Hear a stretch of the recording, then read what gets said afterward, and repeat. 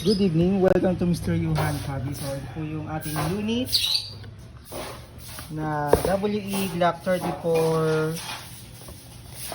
Yan. So may kasamang manual.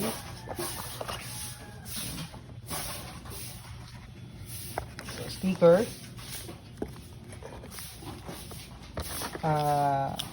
Extension grip. Red dot. So may mount na rin po yan. Then screw. Magazine.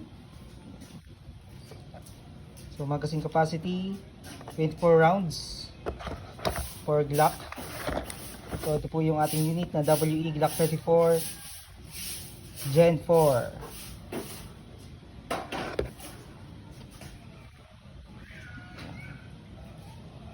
So gandang unit nito. So may railings, pwedeng lagyan ng laser or flashlight. So yun po yung kanyang mga marking. So made in Taiwan. Yung kanyang front and rear sight. So may serration sa rear slide. So gandang unit nito.